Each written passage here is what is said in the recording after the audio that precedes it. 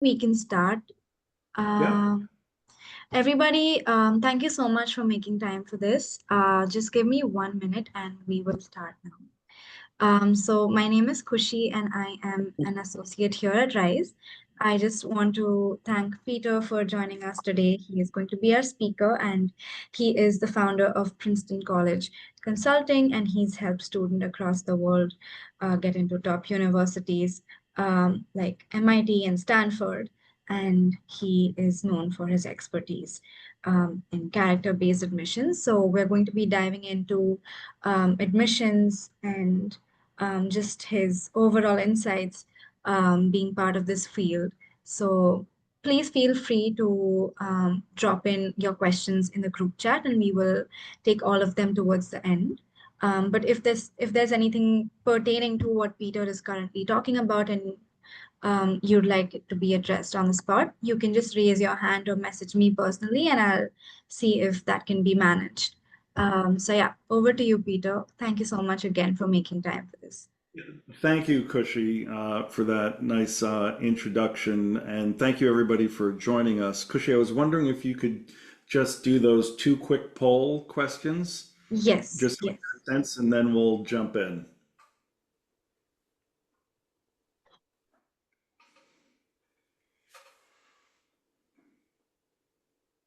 All right, everyone. So we have two questions that are posed in front of you. They're going to be anonymous answers, so please take a minute and um, answer these questions.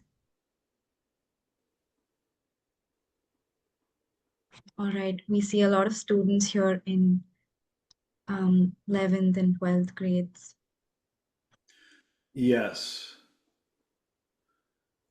And a I'm lot in curious to know in other, how many of you are part of other and what exactly are you referring to? Are you referring to master's courses?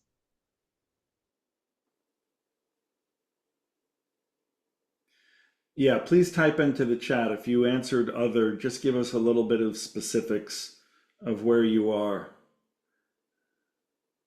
Gap year.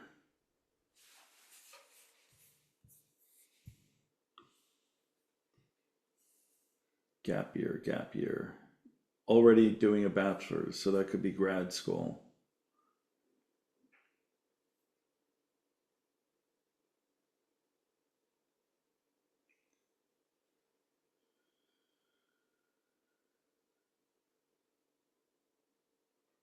Okay.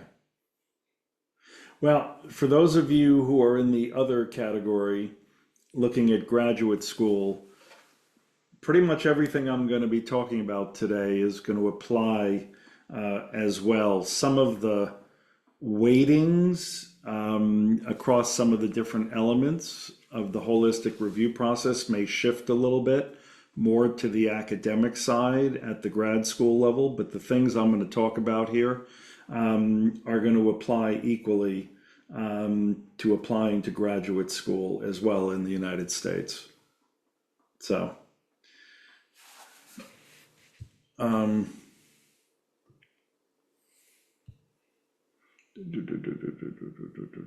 okay, I see Ian's question. We can definitely talk about that. All right, why don't we do the second poll question? Both of them have been answered. So we have 6% um, of the participants who are parents and 94% who are students. Okay, great. Okay, so then I will dive in. Thank you again, everybody, for taking the time to join from wherever you are. What I wanted to do today was to give you a sense, and as the title suggests, a peek, into how colleges and universities, both at the undergraduate and graduate level, uh, go through the process of evaluating applications that they receive. Outside of the United States, colleges and universities tend to be much more focused on academics only. But here in the United States, the admissions process is a holistic review that looks at the whole person. And in looking at the whole person, and they look at the whole person because they are evaluating the potential, the long-term potential of students over an extended period of time. And to do that, there's a lot more that goes into that than just looking at the academic profile of a student. So that's what I want to walk you through as we go through this. Before we get into the specifics of that, I want to do a little exercise with the group here. And I want each of you to imagine you're an admissions officer at some college or university. And I'm going to give you a very limited amount of information. And then I would love it if you would type into the chat which of these two students you would admit to your school if you were somebody in a decision-making capacity. And again, I'm going to give you a very limited amount of information to start, and then we're going to come back to this a little bit later. So we've got two. Do you know what that is, Kushi? I'm hearing some talking. Yes, yes, I muted the participant. Okay, You no can go on. problem. So we've got two students here, and I want you, for purposes of this exercise, to assume that the two students are academically identical. They're both strong students academically, and neither of them really have a sense yet of what they want to study when they go to college or university. The first student secures a summer research internship at a top university conducting Alzheimer's research. Student number two decides to spend their summer opening up an ice cream stand on their local neighborhood street corner and is just spending the summer scooping ice cream. I'm going to stop there for the moment. We're going to come back to this a little bit later. But based on what I've told you to this point, everybody please type into the chat, which of these two students would you prefer to have in your university? Everybody weigh in, student one or student two? I see we're getting a mix of both. Okay. Yeah, we are getting a mix of both. Okay. I'm interested in why people are choosing. Does anybody have can one or two people give me an explanation as to why one or why Stephanie, number Stephanie two? did give an explanation for yes, Friday, go on. Okay, good evening. So it's evening here. Can you? Yes, yes, we can hear you. Go on, Friday. Okay, so I selected student one, and I selected student one basically because student one clearly shows a drive for something. So securing a summer internship at a top university the is not why I actually selected the student one, but because of why it's actually at the university, it's actually showing that he wants to contribute something. He wants to change the narrative of something because we all know how big that research could actually affect change in the long run. So I would select the student one because I can see that he is a change maker and he wants to effect change in every possible way, starting from that internship. Okay, thank you, Friday. Does somebody want to weigh in on why they selected student two?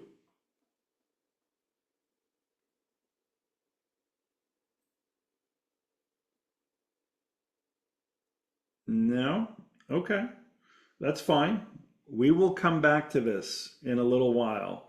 Kushi, you're not seeing anybody who's weighing in on student two, correct? I do see a lot of discourse in the group chat. Georgie said that it depends on the essays. However, if the essay is not considered here, I would be more inclined to choose student one. Uh, Stephanie, Yeah. um, yeah, Stephanie says that both of them show something different from those extracurriculars. Also, they're undecided. So student one seems like they're doing it for the application. Mm, okay. So yeah.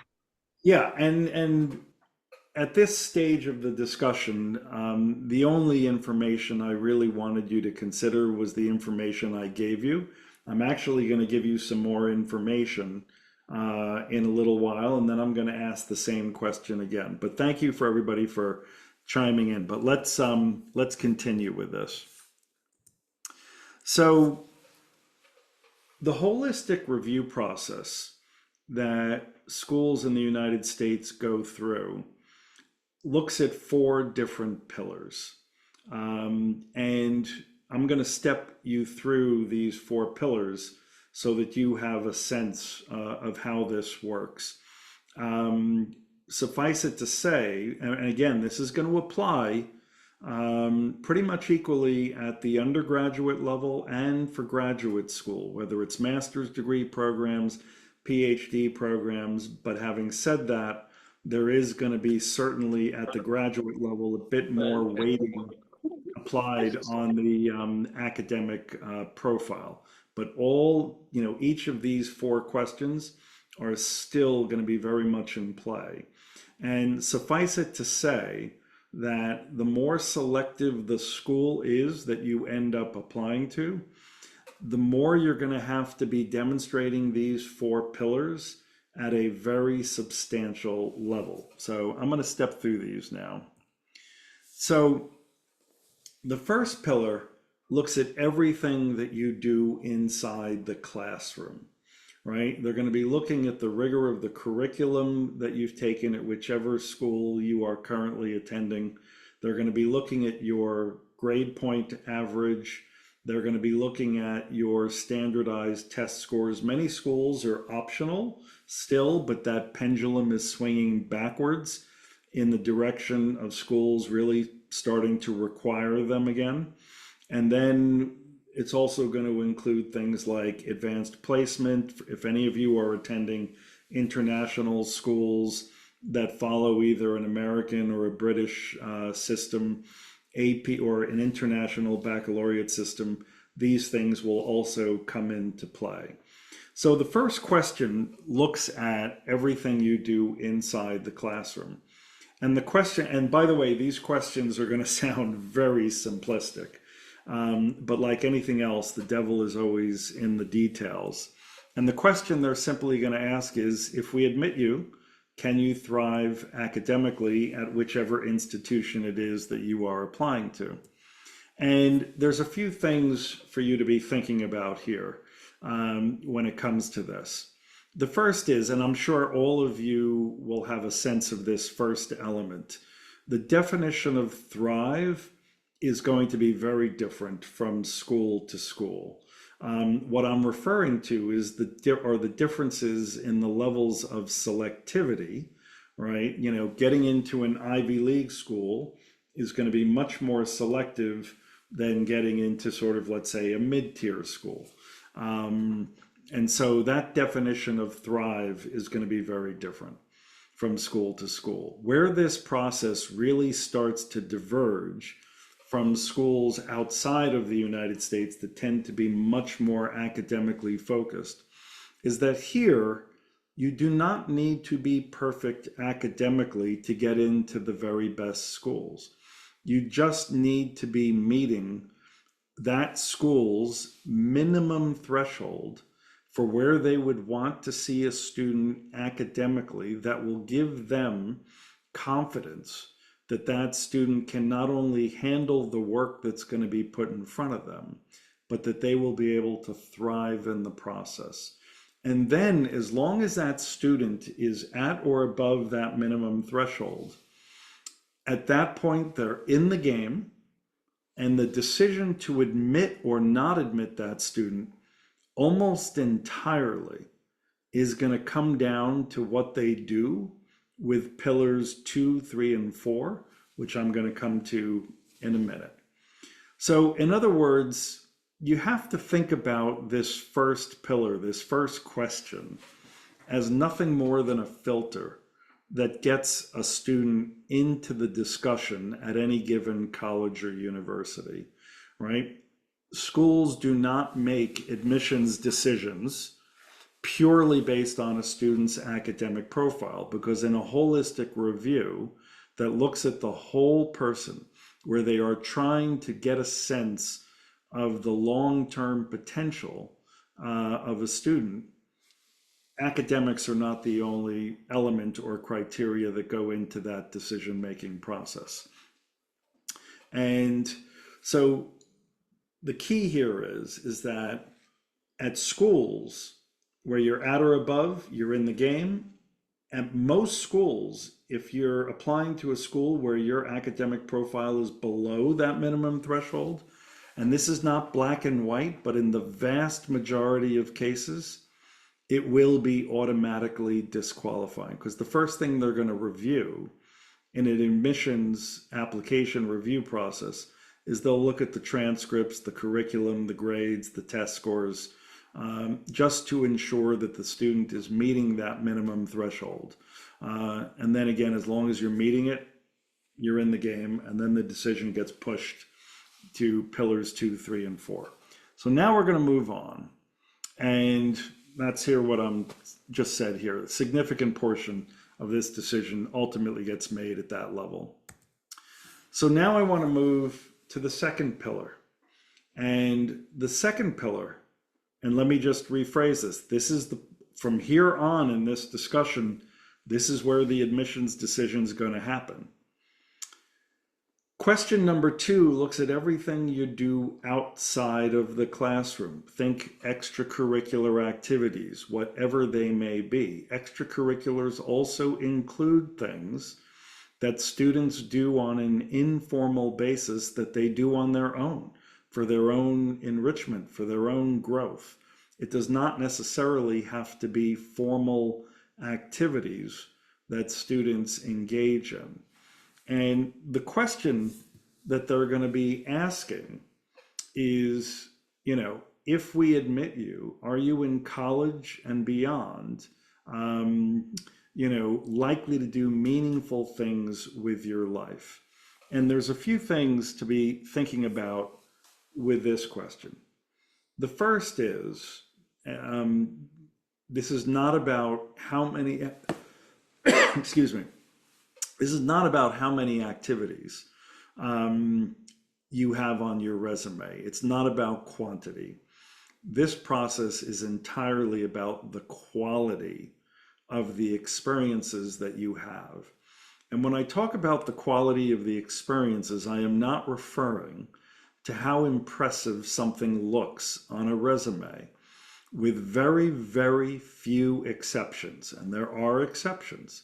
But with very few exceptions, an admissions committee cannot look at a resume and discern, just by looking at a resume, what the quality and depth and levels of immersion into that activity were.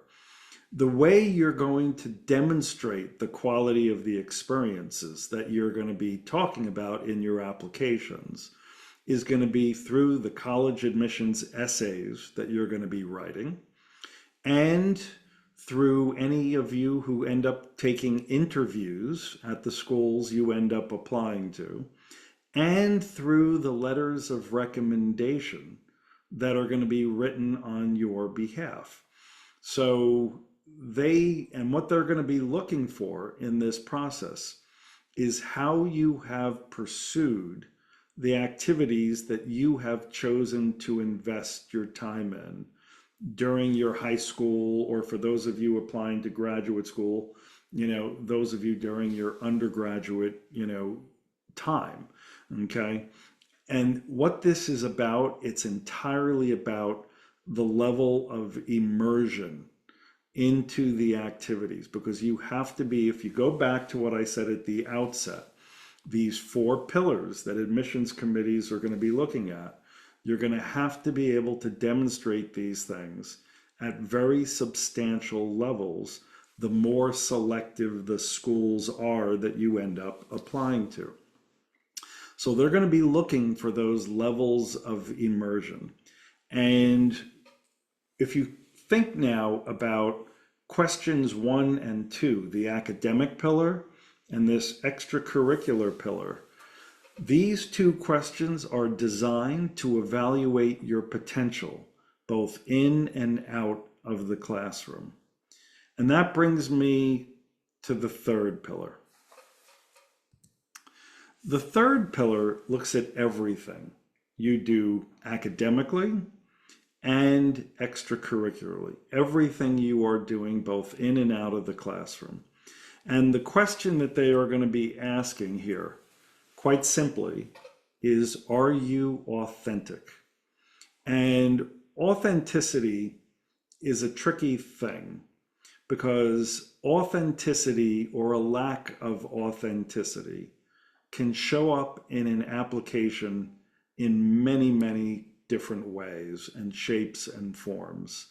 At its core, what they're going to be evaluating is whether or not you are demonstrating a genuine desire, and the key word there is genuine, whether or not you are demonstrating a genuine desire to maximize your potential. Pillars 1 and 2 are designed to evaluate your levels of potential. Pillar number 3 is designed to demonstrate or designed to evaluate whether or not you are motivated to become the very, very best version of yourself that you can become. And the tricky part about authenticity, okay, is it's not as if you could write an essay or answer an interview question where, let's imagine somebody says, I want to be a doctor. It's not like you could write an essay and say, I want to become the very best physician that I can become. When it comes to college admissions in the United States, no one gets credit purely because they make a statement. Your ability to demonstrate authenticity is going to be directly correlated to the quality and depth and levels of immersion that you have achieved through the experiences that you have had, both in and out of the classroom, and how you have conveyed that depth through the essays that you will ultimately be writing, through the interviews that you may be taking, and through the letters of recommendation that are going to be written on your behalf. So this is how authenticity is going to get evaluated in your applications. And that brings me to the 4th pillar, or question 4. The 4th pillar looks at your character, and they want to know, who are you and how are you going to fit in to whichever schools you're applying to, how you're going to fit into that campus community. When we work with students, our typical student ends up applying to 12 to 15 colleges and universities. And this is at the undergraduate level. At the graduate level, they're typically applying to 5 to 8 schools. But let's just take the undergraduate example for a moment. If you're applying to 12 to 15 schools, a student is going to have a personal statement to write. And if that student has a reasonably balanced list of schools on their list, some really what we call dream schools, some reach schools, some target schools, and some safety schools, they will end up averaging 2 to 3 supplemental essays for each school they're applying to. And for those of you who may not be aware, a supplemental essay are school-specific essays where a particular college or university has their own essay questions that they ask. And if you end up applying to 12 to 15 schools and you have a reasonably balanced list, you will average 2 to 3 of these supplemental essays, for each school that you're applying to. At the Ivy League level, take a school like Princeton University, where I'm located. They have 7 essays But then there are other schools that have no essays. And so when you have a balanced list, you'll end up averaging 2 to 3. You're going to have 30 to 40 different kinds of interview questions that you could be asked. Some of you may be attending schools, high schools, where you're being asked to fill out a questionnaire for your college counselors at your schools, if you have them, that will help them to write your letters of recommendation. Think of these questionnaires, for those of you who have to do them, as a series of mini essays. And these questionnaires, I've seen them as short as 5 questions, and I've seen them as long as 80 questions. And you should think of those as mini essays that you would be writing to aid your school counselor and possibly the teachers that you would be asking to write letters of recommendation for you. This is going to help them to do that. The reason I'm going through all of this is to make the point that you're going to be asked a lot of different questions from a lot of different perspectives. And you're going to have to be able to reveal many different facets of your character that you want admissions committees to know about you. Okay. And, I go through an exercise when I do consultations with families. If the student is on the call, I will typically ask the student to tell me how many different character traits they are aware they possess today. And the young men typically come up with 3 to 5. The young ladies typically come up with 6 to 10. But the reality is we all possess well over 100 different character traits. And in the college admissions process, it's going to become very important for you to learn to look inside yourselves and really evaluate, who am I in the context of the particular questions you are being asked, because you're going to have to reveal many different facets of your character. So this is the holistic review process that looks at the whole person, these 4 pillars, okay? And the academic profile is just a filter, does not get you in the door here. It gets you into the discussion, or someone would likely get disqualified if they're below that threshold. And then the decision to admit is going to be based on pillars 2, 3, and 4. But to boil this all down, and let me just spend a second, let me go back here. Let me just spend a second on why colleges care about this, these 4 pillars. The first pillar, right? They want to know that if they admit you, that not only can you handle the work and that you will thrive in the process. The second pillar, the extracurricular pillar, they want to see evidence, either from your high school years or from your undergraduate years, that you have immersed yourself in the activities you have been engaging in outside of the classroom, whatever those activities may have been, whether it's research or other things.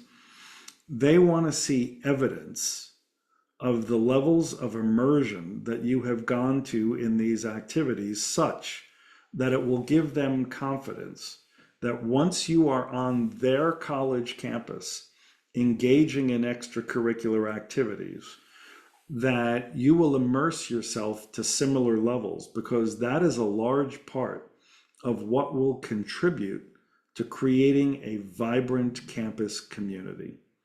The third pillar, the authenticity pillar, this one should be pretty straightforward. They want to admit students who are inherently motivated to continuously improve themselves.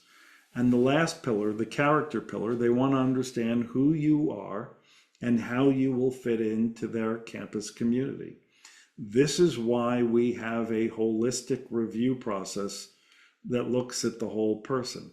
And just to boil that all down and tie it up in a nice, neat little bow before we go back to our 2 students, they're going to be looking at academic potential, extracurricular potential, They're looking at your genuine motivation to maximize that potential, and they're looking at character. That's the holistic review process. So with that as a backdrop, let's go back to our two students that we started talking about at the outset. And now I'm going to give you a little bit more information, okay? And then I'm going to ask everybody to chime in again, okay, with which student you think you would admit, okay? Student number one, I want you to imagine that they pursued this opportunity because they believed it would look good on their resume to be able to say that they did Alzheimer's research, let's say at Princeton University in a lab with a professor. And let's imagine that that student only did this for that reason, not because they were genuinely interested in it and learning about research. And imagine this student shows up every day at the lab, but essentially goes through the motions and doesn't really immerse themselves into the research process, does not take full advantage of the research opportunity that that student had handed to them effectively on a silver platter. At the end of the summer, when that student is done, the personal growth, the development, the learning that that student would have derived by virtue of that process, if they had fully immersed themselves into it and embraced it, is going to be little to none. The reality is, however, the student is still going to put that activity on their resume. I see this all the time because they think it's about checking boxes and putting something impressive on their resume. So I want you to assume that that was the experience that student one had. Now let's talk about student two. Student two opens up this ice cream stand and says, you know, I want to generate awareness for my ice cream stand on my local street corner. I think social media would be the best, most effective way to do this, but I'm really not sure how to use social media to do this. And so what does she do? She immerses herself into mastering social media. She figures out how to generate awareness for her ice cream stand. And she does such a good job of it.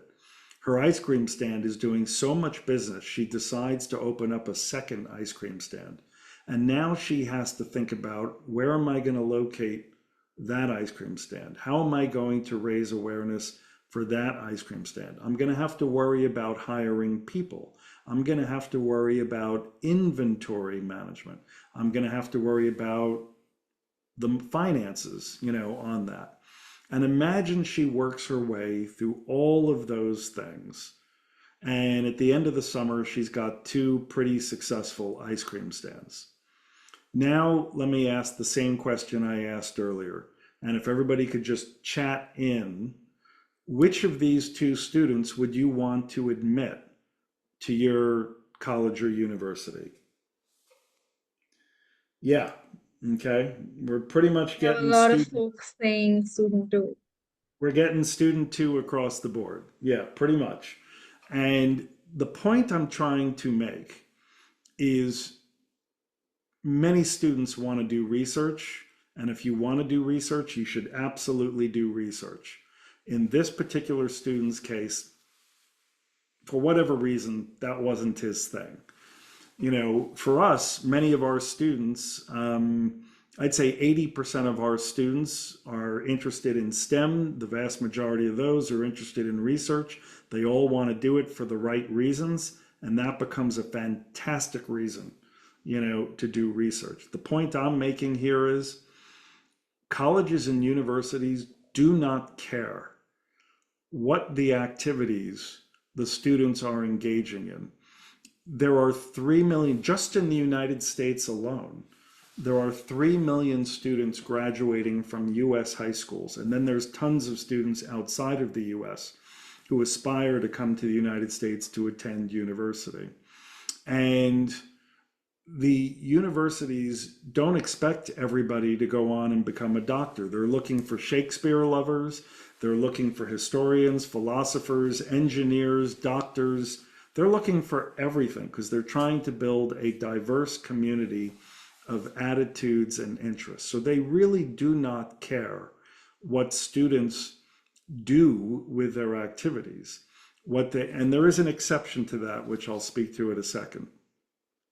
But what they do care about is however you choose to spend your time, both in and out of the classroom, they want to see evidence through the essays, through the interviews, through the letters of recommendation, that you have immersed yourself into these activities to the very best of your ability. Because in this case, student number one, when it comes time to write their essays or answer interview questions, because that student never embraced the process, they're going to have nothing to say of substance in those essays. Whereas student number two is going to have quite a story to tell about her experience. And in the world of those four pillars, you can clearly see her potential outside of the classroom. If you remember in the beginning, they're both academically very strong students. So you're going to see the academic potential. You're going to see her potential beyond the classroom. Because of the level of depth that she went to, you're going to see the authenticity. And in the process of writing those essays, her character is going to come through. So it's not what you do that matters. It's the levels to which you take it and make the most of those activities. RISE, is a research organization, and those of you who want to do research absolutely should be pursuing research, and they're going to help you do this to the very best of your ability. But at the end of the day, you have to do the work and you have to immerse yourselves. So with that as a backdrop, the question is, how do you get there? How do you get to a point where you can demonstrate these four pillars, right? And that's rooted in a number of many different skills, right? But just a handful of these skills that you have to master.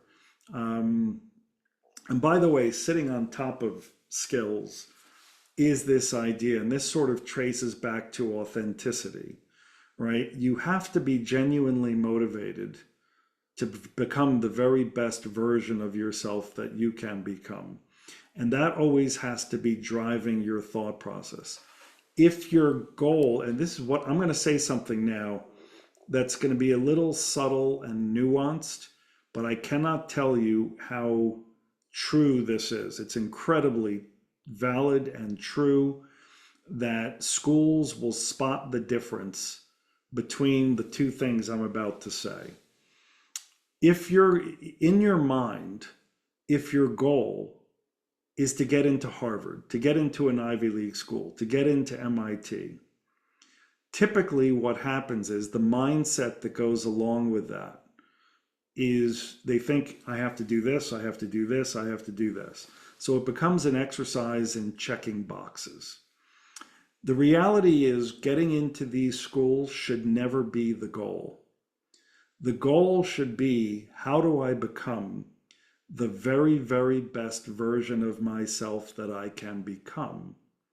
And if I can become that very best version of myself, the getting in part to those schools will be an outcome. It will take care of itself because you have spent the time developing yourselves into the very best people that you can become, right? And then the getting into college part, yes, you have to apply and do all of that, but you will be more than ready for it. And some of the skills, there are many, but some of the skills that are the most critical to develop where this is concerned is self-awareness.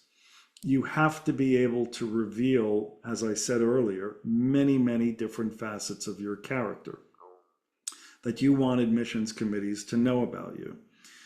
The more selective the school is, the kinds of questions they're going to be asking are going to require you to be able to think your way through from a critical thinking standpoint and from a problem solving standpoint at very, very significant levels. Let me give you a quick example. I'm going to share an essay question with you that will demonstrate these skills, quite clearly. We have a restaurant chain here in the United States. It's an Italian chain of restaurants called Olive Garden. And one of the things that they do at Olive Garden restaurants is, in addition to whatever meal you order, they give you all you can eat soup, salad, and breadsticks. So imagine sitting down to write a college essay, and the question is as follows. If matter is finite, how can Olive Garden give out infinite soup, salad, and breadsticks? Utilize a model from mathematics, from the sciences, or the humanities to defend your position. So if you think about that question for a second, I would imagine everybody will think or recognize that's not a super simple question. But there are four things you need to be able to do to answer this question, or frankly, any other question that you will ever be asked in a college admissions process. Number one, you have to be able to demonstrate that you can navigate the logic of the question being asked. You're going to have to exercise critical thinking skills, problem solving skills, and this is going to say something about your intellect, which is going to say something about your potential, one of the four pillars, right? You also have to be able to weave into your response those facets of your character that you want admissions committees to know about you and that are relevant to answering this particular question. So this is where the self-awareness is going to come into play. And you're going to have to do this in every essay and every interview question that you are going to be answering. And the letters of recommendation need to accomplish this as well. This third skill, associative thinking, you have to be able to demonstrate that. What is that mathematical, that scientific, that humanities-based model that you would use to support whatever position you would be taking? Again, this is going to say something about your intellect and your potential, right? And then last but not least, you have to be able to write the essay in a way that is going to grab and hold the attention of your admissions readers, because they're going to be, on any given day, any one admissions reader at any school is going to be reviewing between 50 and 100 applications every single day. And you have to be able to grab and hold their attention so they will read the entire application from front to back. When they start reading essays that don't deliver on these four pillars, right, that they're going to put the essay down in a hurry, and then that student will be done. So your communication skills, your written skills, your verbal skills are going to be critical. Your associative skills, critical thinking skills, problem solving skills, self-awareness, and then a whole bunch of other things that are going to come into play are going to be extremely important. So with that said, that is the holistic review process that looks at the whole person. And now I think we have some time where we can take some questions if folks have them. Kushi, have you been gathering a few? Yes, so I do have some questions in my personal chat that students reached out with. Yep. So we had Kashvi who asked, what would be a good AP or SAT score for undergraduate admissions or just admissions in general? Well, can you give me a sense of the type of or level of school? Because the level or the selectivity of the school, that where you need to be, right, is going to depend on the levels of selectivity of those schools. So can you provide an example or two of schools so that I can try and give you a better sense? Yes, so Kashvi did mention in the group chat just now, and they're saying tier one schools. Okay, so Ivy Leagues and maybe a few below that. Yeah, so generally, uh, you want to be thinking on an SAT 1500 and above, on an ACT 34 and above, but really 35, 36. I will tell you that one of the beauties of this holistic review process is that to a certain extent, you can compensate for weaknesses in one of these four pillars with strengths in others up to a certain point. So, for example, we've helped students get into Ivy League schools, MIT, Stanford, who had test scores below 1500, below 34, 35, or 36, because they were doing extraordinary things where these other pillars were concerned. But by and large, you want to be thinking, 1500 and above, 34, 35, 36 on an ACT. From a grade point average, you really want to be thinking 3, 8 and above out on a 4-point scale. On an unweighted 4-point scale, schools are going to look at GPA on an unweighted basis. That doesn't mean for those of you who have taken honors or AP level courses or SL or HL, IB level courses, that doesn't mean that they're going to ignore the fact that you've done that. What they do is they will visually inspect a transcript to look and evaluate the extent to which you have fully challenged yourself in the context of the curriculum that your high school offers. So hopefully that helps. All right. We'll move on to another question. So we have a parent here in the audience, Okay. and Ian is Ian says that there seems to be quite a bit of advice online about students needing to develop a spike, or they need to show some type of deep commitment to a certain profession or career. My child, who is a junior, is still in the process of figuring exactly what she wants to do within the STEM field. For competitive schools top 20, is this lack of 100% focus on a certain major going to roadblock in her admission process, or is it okay for her to still express her going through this journey in her future essays? Yep, yep. So first of all, 75% of all students who apply to US colleges apply undecided in terms of the major that they're going to pursue.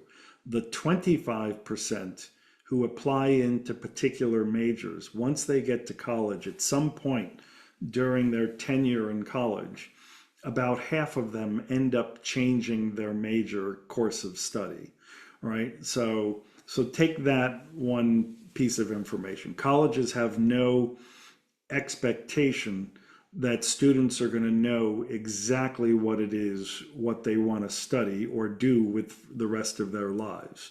Having said that, many students spend time focusing on, building a spike, if you will, because it relates to a particular major area of study. If you think you have an idea of what you want to study in college, and I'm talking about being more specific than just saying STEM, someone who says, I want to major in computer science, I want to major in philosophy, I want to major in engineering. If you're someone who has that level of specificity, it will be important to have experiences, both academic and extracurricular, that will enable you to demonstrate your interest and commitment to that area of study. Because there are going to be essay questions that are going to ask you why you want to major in a particular area. And if you can't answer the question in a way that delivers on the four pillars, because it doesn't matter what the question is, you always have to be able to deliver on these pillars, which means there has to be immersion into something, and you have to be able to immerse into an area or an activity that is going to give you the ability to demonstrate your interest in that particular area of study and commitment to it. If you say, I want to be a computer science student, and you've never done anything computer science related, when they ask you that question, it's going to be pretty difficult, if not impossible, to demonstrate your interest and commitment to that area of major because you've had no experience in it. If you're someone who doesn't know yet what they want to study, that's perfectly fine. The pressure is off to have that particular experience that's going to help you support that particular area of study. In terms of the spike is not specific to what the activity is. The spike that they are looking for are these four pillars. Can you demonstrate, like, are your transcripts going to demonstrate the potential that you have at that level? So the person who, I guess it's Ian, if you're asking the question, if your student's transcript has strong grades, strong test scores, those kinds of things, she'll be doing her job on that front. Okay. Then extracurricularly, she should be immersing herself into the things that she most enjoys doing. And the key is going to be how far down the rabbit hole does she go? Because they're going to be looking for depth, because it is through that depth that she will be in a position, just like the student I gave the example with the ice cream, right? That she'll be able to demonstrate the potential, right? So the spike comes from demonstrating the potential, and then it becomes a function of the authenticity and the character. So hopefully that helps to answer that question. If not, feel free to follow up. All right. We have Heather who's asking if attending competitive summer programs like the Yale Global Scholars Program have any benefit, and what about uncompetitive Ivy League summer courses? Yeah. They're also asking if there's any advantage in taking on the IB program. Yep.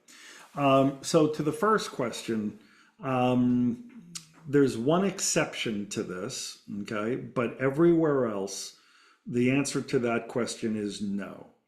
Attending Yale Young Global Scholars or any other program like that is not going to create an advantage for you at that school. If, so in other words, let me say it this way. Attending Yale Young Global Scholars because you may think it will create an advantage for you is not a good reason to do it.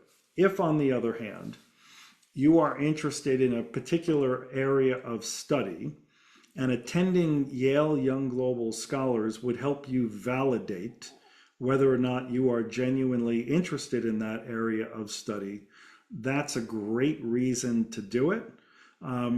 It's still not going to help you with admissions into Yale.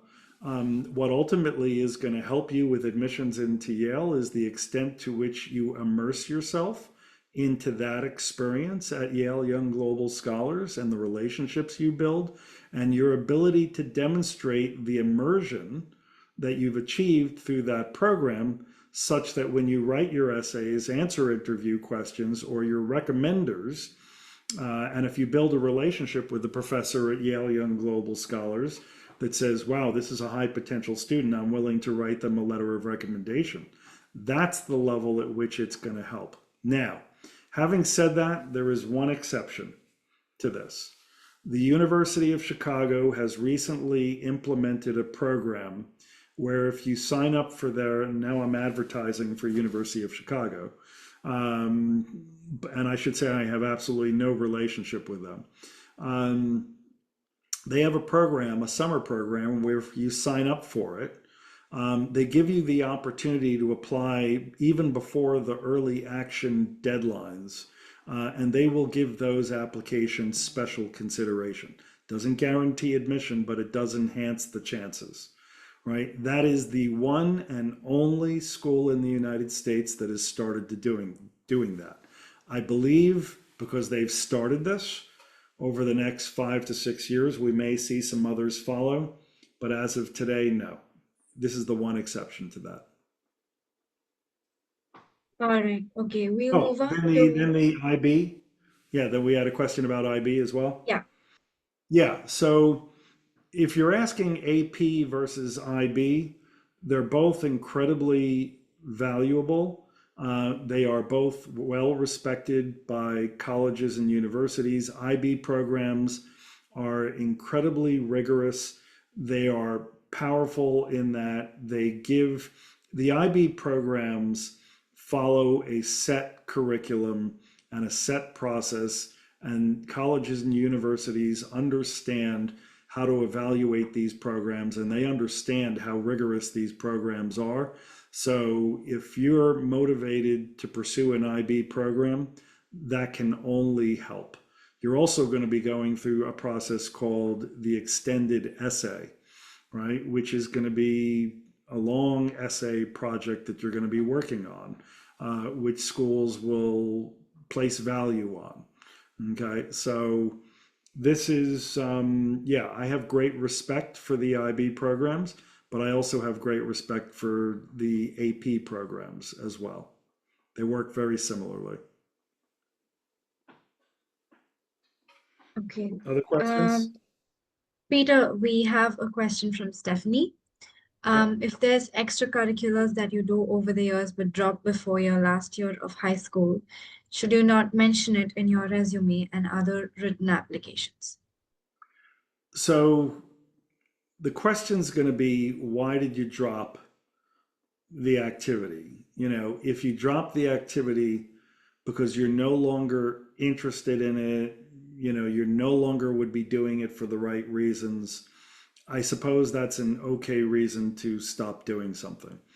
If you're stopping an activity to make room for something else that you are genuinely excited about, that is a great reason to stop doing an activity, because what I'm taking away from that either is, you know, there's a scheduling conflict that you can't make the two work, or it becomes a function of one's capacity to do all the things they're doing between schoolwork and all the extracurricular activities, and adding this one new activity is going to be the straw that breaks the camel's back, so to speak. That can be a good reason for stopping doing something. If you're just stopping something, you know, reflecting it like you're on an honors system.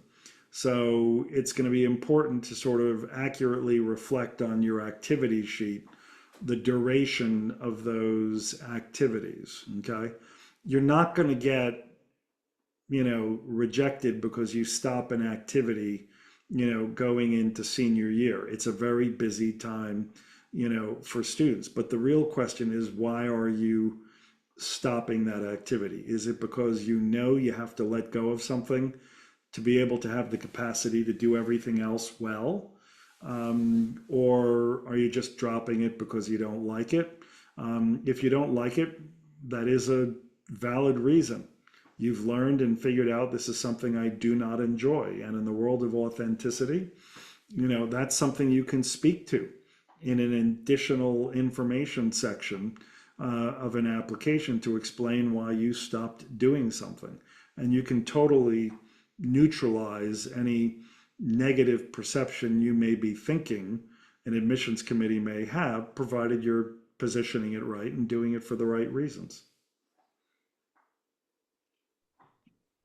All right. Okay.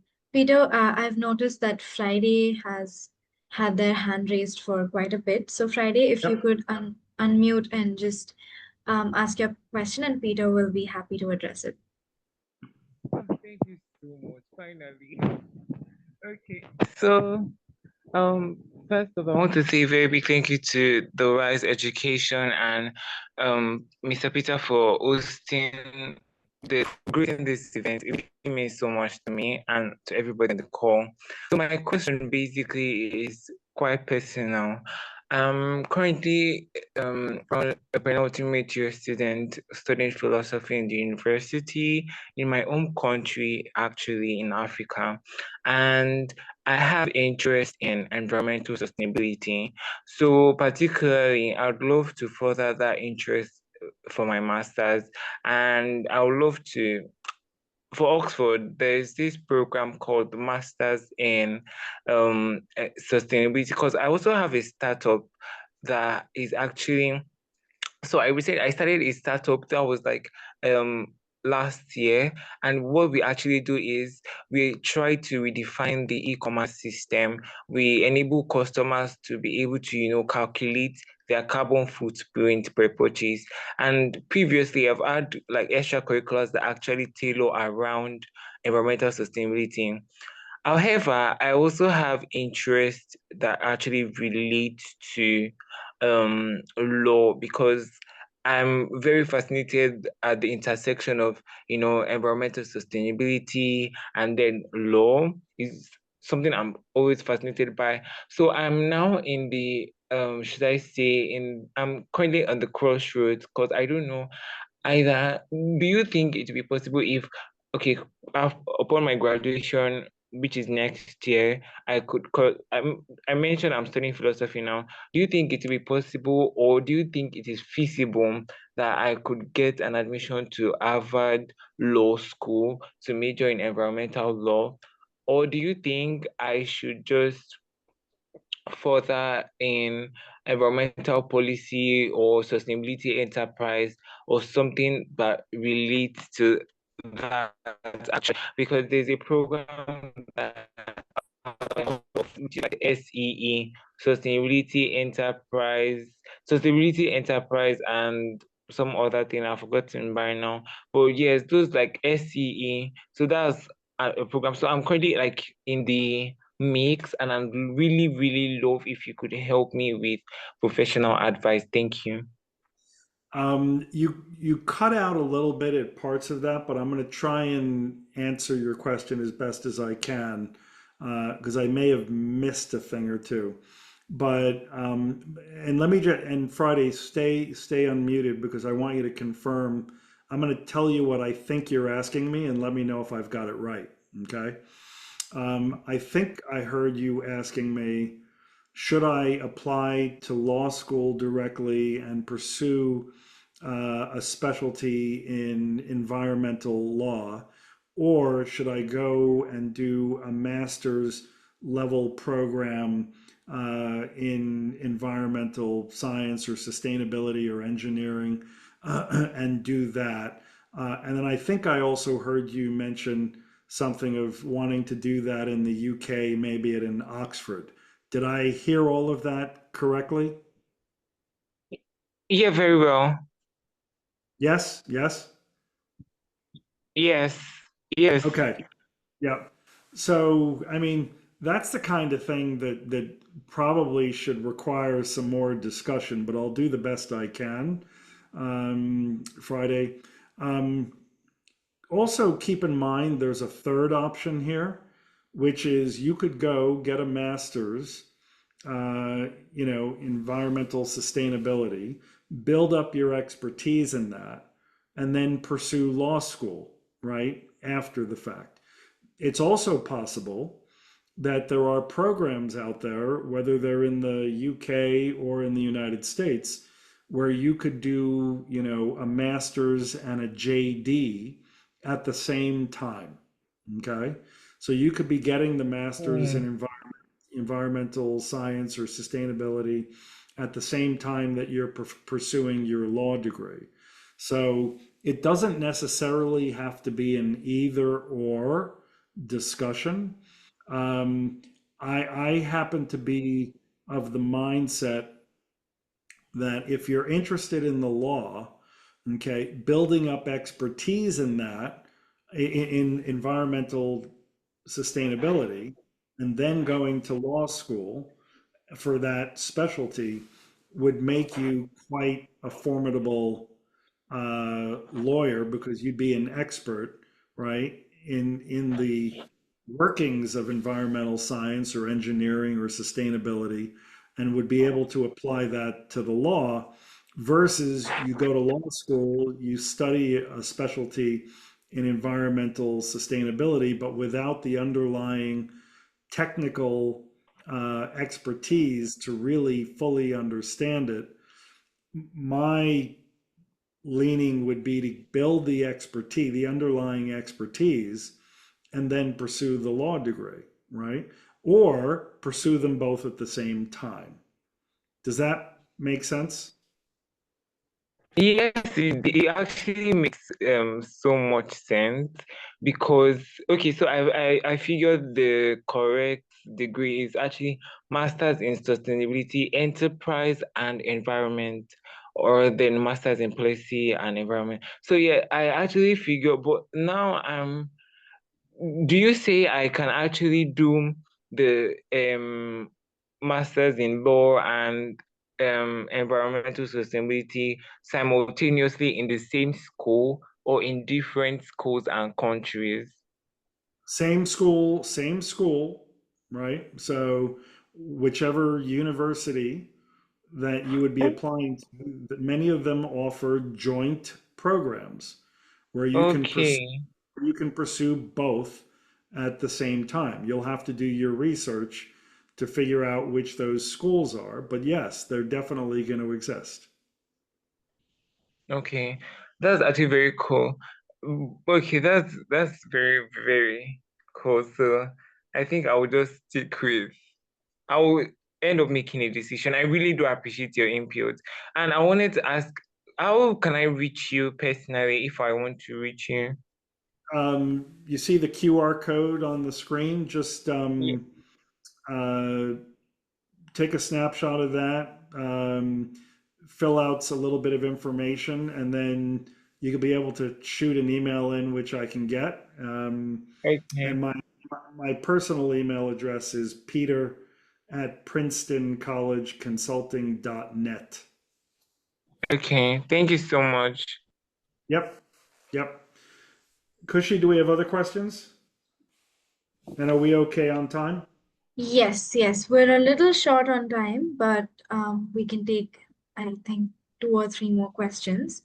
Sure. So Shishir mentioned that their college counselor told them that they should only report activities that they were part of during their high school years in common um, application activities section. However, I am confused whether I should display an activity outside of my class where I was fully immersed. They also want to know if international Olympiads compensate for below 1500 SAT score. So the first part of the question, are you saying that you engaged in activities prior to high school? Um, because if it's prior, Shishir, could sorry? no, I'm just Shishir, could you just confirm um, Peter's follow-up?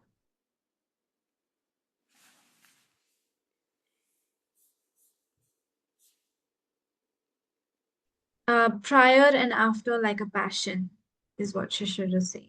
Right, but I'm wondering if she's been doing this activity during her high school years. Because if she's been doing it during her high school years, that is totally appropriate to include on your activity sheet. If you were doing it before you started your high school years, that you should not be including. Right? You can in an activity sheet.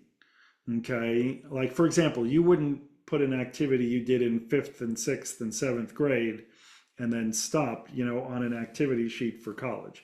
If you've been doing an activity since you're 10 years old and you're still doing it today, in the activity sheet, you would be able to indicate, I've been doing this for 9 years or whatever it is, right?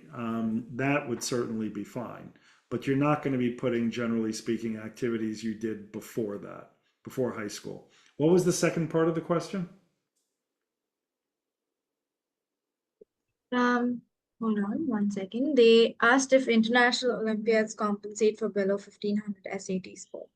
Not really. The International Olympiad is something that, is going to go on your resume. It's something that, if you did well in it, that's something you should be putting on the resume or the activity sheet. That is certainly going to say something about your potential, where you placed in the Olympiad.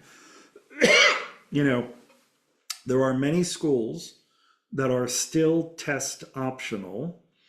If you're concerned about SATs or ACTs, um, the pendulum is definitely swinging back in the other direction where schools are starting to require them again.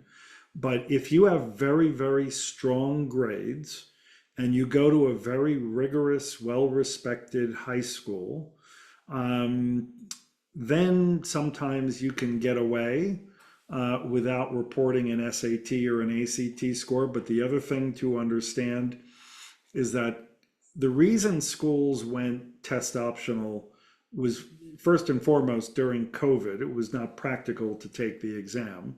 But since then, it's also been more about um, does the family have the resources, the financial resources to help their child prepare, to work with a tutor, those kinds of things.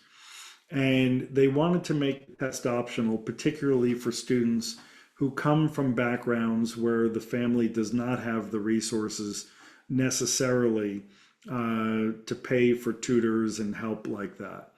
When a student comes from a family where they have the resources to do that, generally speaking, the schools are going to be expecting to see an SAT or an ACT from the student. But if it's the kind of thing where you're just not a good test taker, let's say, and your grades, however, are very good, and you've challenged yourself with the curriculum from your high school, taking the most rigorous classes, at the schools that are test optional, that might be the way to go if it's still test optional. So, other questions? Yes, Peter, I'm not sure if you're able to see the group chat, but there are a bunch of questions on there. Um, we have Arav asking if taking university level advanced math courses in summer constitutes as an extracurricular activity or is it part of academics? Similarly, AMC 12 or AIME comes in extracurricular or academics. Do IBDP students need to take AP exams? Okay. Wow, I may not remember all of those, Cushy, but I'll do my best. Um, as a matter of fact, this is what happens when you get to be my age. What was the first question already? Taking university level advanced math courses Ah, in yes. summer. Yeah, yeah, Yeah. yeah. So that is so.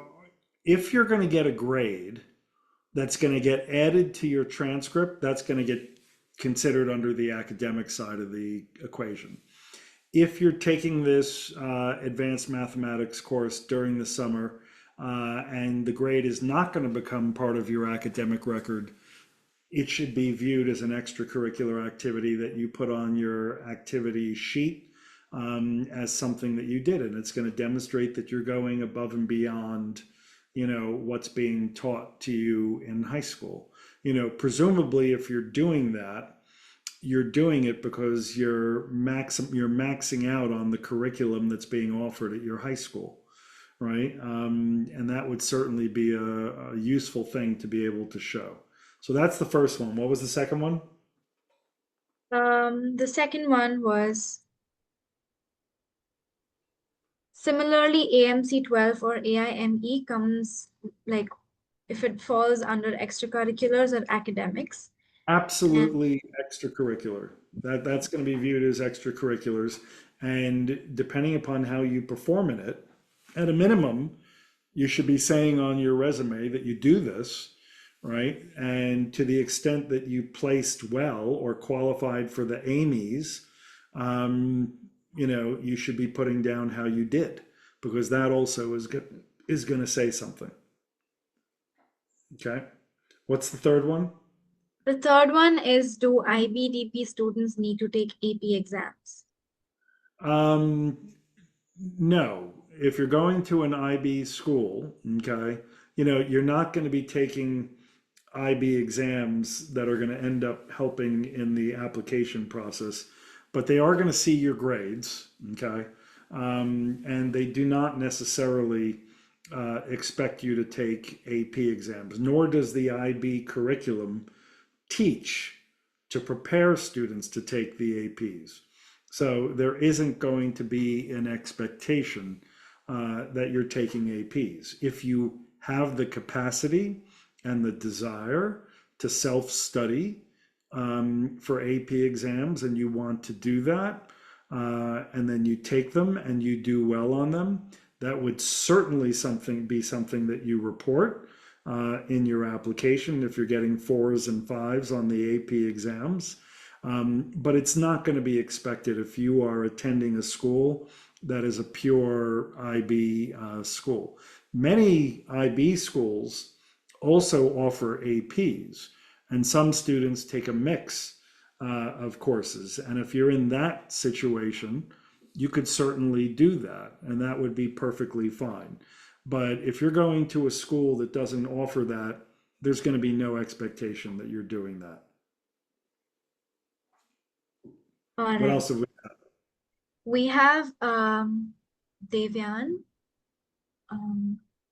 One second. Yes. So Devyan is asking if, as a bachelor student, if they want to target admissions to master's courses, should they focus on a single specialization or a holistic exploration of other domains of the subject as well? So when you're applying to graduate school, for example, if you're applying for a PhD, they're going to expect you to know exactly the domain. And even beyond that, they're going to expect you to have enough awareness of specific research topics or questions that you're ultimately looking to pursue. Not everybody has that when they're applying for PhDs, but PhDs and getting into PhD programs come in two flavors. Sometimes you're applying to the school directly, you get admitted, you get matched with a thesis advisor. Other times you have to go out and build relationships with the faculty directly and demonstrate to them that you already have built a depth of knowledge in a particular research area that relates to the area of research that that particular professor is pursuing, where you're able to demonstrate your ability to be successful in that lab. And sometimes they may invite you in, but you're going to have to be very, very focused on what it is you want to do. At the master's level, that expectation is not going to be there. You should certainly know what type of degree you are looking to pursue, and generally within that, the domain, but do you need to have specific research questions that you are looking to pursue? No. Very often the master's becomes the mechanism through which you develop that deeper expertise and knowledge that then helps you hone in to the extent you even are interested in pursuing a PhD, that helps you develop what that next stage of work and research will be that will prepare you to go pursue a PhD. So hopefully that helps. If I haven't fully answered your question, feel free to follow up. All right, Peter. We have Dishita asking, what are some extracurriculars to do if I want to pursue computer science? I'm currently working in nonprofits as a web developer and social media marketer, which has led me to creating an impact. Are these good extracurriculars if I want to do computer science? Certainly, it's a valid experience. But have you ever sat down and thought about a problem that needs to be solved and sat down and worked your way through the software development? Have you sat down and written the business requirements, written the functional requirements, written the technical specifications, and then sat down using all of that to build out the software that's going to deliver some functionality to solve some problem? The problem doesn't need to be something that's going to change the world. It does not need to be monumental. It can be something very small and innocuous, right? The issue is, and go back to the 4 pillars that I was talking about, it's about the quality and depth of the experiences that you have, whatever those experiences may be, that are going to enable you to demonstrate the immersion and the depth, right, that will give rise to your ability to communicate your potential through the essays, through the interviews, through the letters of recommendation that are going to be written on your behalf. So it's not so much about, is that an important enough activity? It could be anything. Obviously AI is a field that we are all going to be living with for the rest of our lives. It's going to be very, very important moving forward. I don't know what year of school you're in, but depending upon how much time you have left between now and the time you would be applying to college, maybe immersing yourself in AI and learning that, and then learning how to build an application. Sometimes students do these projects on entirely on their own. Sometimes they find third-party organizations where they go and do a program for a summer, right? Or through Rise, would have the opportunity to do this kind of research to develop, some sort of project. Okay, so it really depends on how you want to go about it. The key is whichever way you choose, you got to immerse yourself into it fully, build that depth such that you're going to put yourself in that position to demonstrate your potential.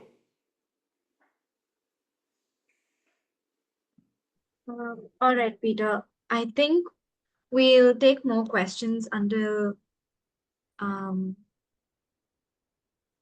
We have a I think hand raised for a while, a DeSanges.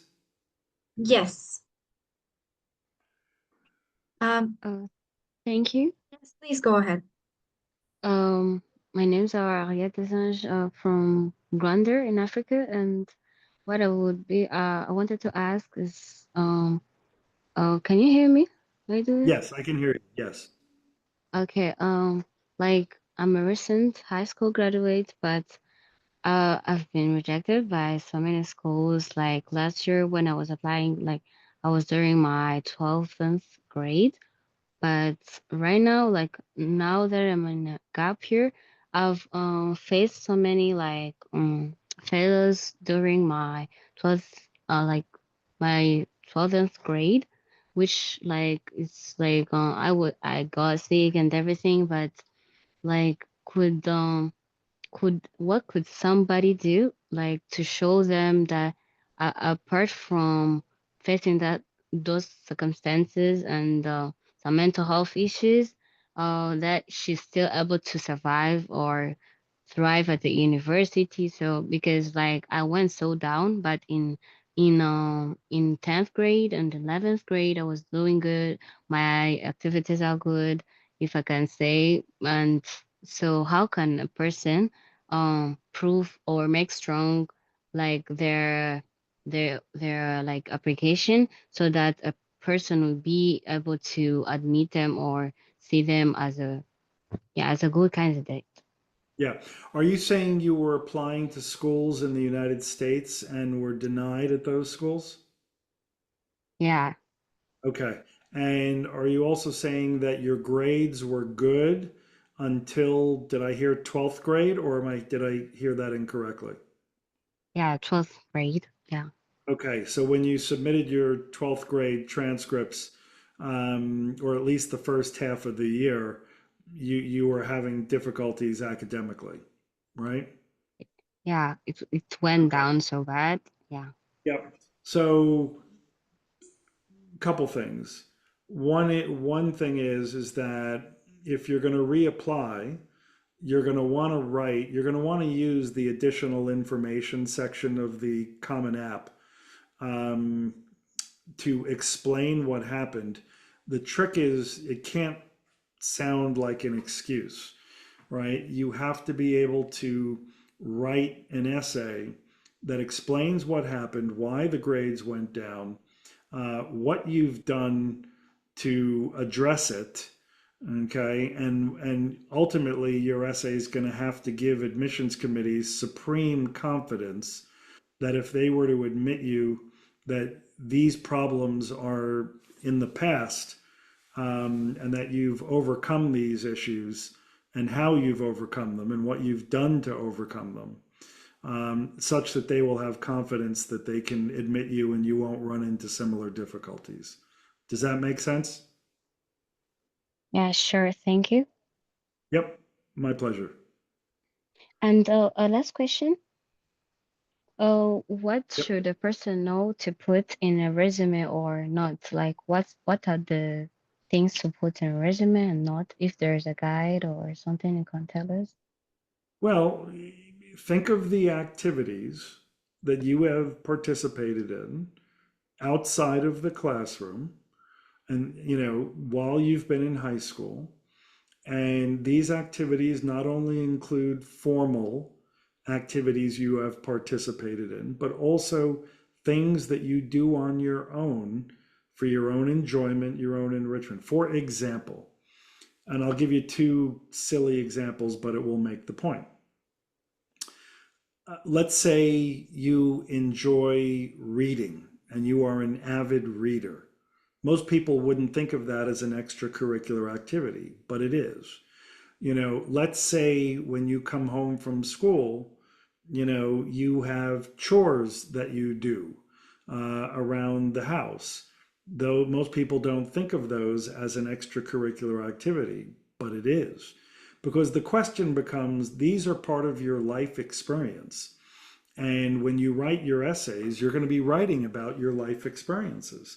And through those life experiences, you have to be able to demonstrate these four pillars that we've talked about today, right? So, the things to add to your activities is anything you've been doing outside of the classroom during your high school years. Does that help? Yeah, that helps. But like a last question, if I'm not interrupting. For example, as you told me that I have to add that in additional information, but now that I've created another common application because like my last year applications, like some of the recommenders like sent badly their recommendations and made some mistakes, if I can say. And the other problem of me being sick, like other which I encountered within the 12th grade, do I have to mention that only in additional information, or I can even put it in a personal statement? I don't know if that counts. And No, yeah, you, thank you. you should. Part of, you say you were sick. I assume that's part of what contributed to the poor academic performance in 12th grade. Is that correct? Yeah. Yeah. So that would all be part of your additional information essay, all of that, right? Wow. And your personal statement, really should be, you don't want to focus in a personal statement on what you plan to study in college. Outside of the United States, that is what you do. But inside of the United States, you don't. You want to write about some experience or experiences that you've had that are going to enable you to reveal your character, your potential, your authenticity, and the things like whatever it is you want to study in college, you would write about that in the essay questions where they ask you, why do you want to study engineering or why do you want to study philosophy? That's the place where you talk about, what your reasons for wanting to pursue a particular area of study. You know, the this is particularly difficult for international students to understand, but the best personal statements can be about very silly topics. Like one of the best essays I have ever seen a student write was an essay where he wrote about the art of eating a pint of ice cream. Now, you might say, why would a college care about somebody eating a pint of ice cream? They don't care.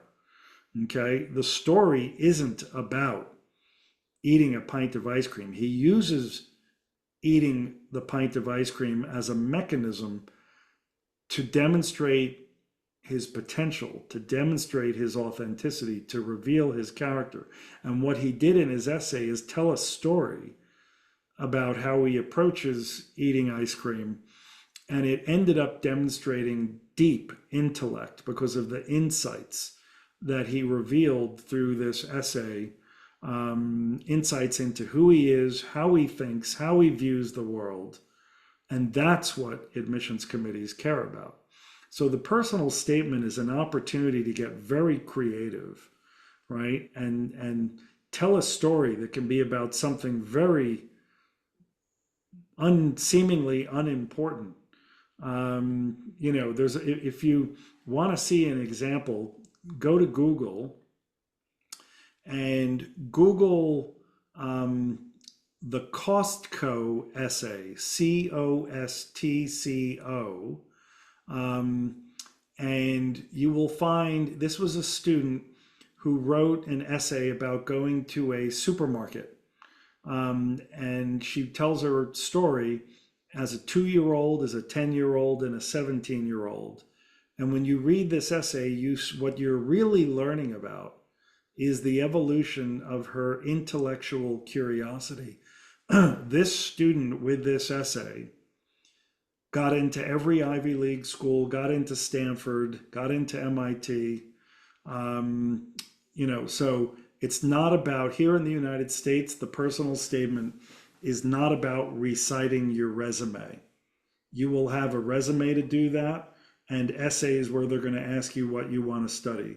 The personal statement is an opportunity to tell a story that demonstrates who you are, how you think, and how you view the world, and to demonstrate, just always go back to these 4 pillars. Am I demonstrating my potential? Am I doing it in a way that's going to be viewed as authentic? And am I revealing who I am? Does that help? It helps. Thank you. Yep. Cushy, do we have All time right. for any more, or we? Peter, I feel like we still have a lot of questions that are coming in. Do you think we can address them now, or what I would suggest an alternative is all of them reaching out to me personally on my email and me just um, forwarding them to you, or of course they can also reach out to you personally. Yeah, either way, and we can always set up a consultation to have a conversation about your questions. I'm happy to do that. All right, okay. I'm so sorry, guys. We've gone overtime by 30 minutes. So what I'm going to do is I've typed in my email in the inbox. I'm going to do that again. And we also have Peter's email in the inbox, which I typed earlier. What you can do is you can reach out to either of us, and I will divert all your queries to Peter. Thank you so much, Peter, for shedding such clear light on what holistic admissions truly mean and how students can stand out in their applications. And Peter Michelle had something really lovely to say. They said, "Thank you for your time." I'll say I have never understood the concept of holistic admissions any better than this. I'm really impressed by your thoughtful approach and actually admire your perspective, character, ethos, and your attitude. Thank you very much. I appreciate that. That's always my goal. All right. Thank you so much, everyone, again for joining, and Peter for your time and your valuable insights. Hopefully, we will organize something soon in the future. So please keep an eye out. We will always have something that we're working on, and we all definitely took away a lot from what you had to share with us today. And thank you for all your questions, and I'm glad this was helpful. All right. Okay. Everyone can hop off now. Bye bye, Peter. Bye, everyone. Yep. We'll talk soon. Yes.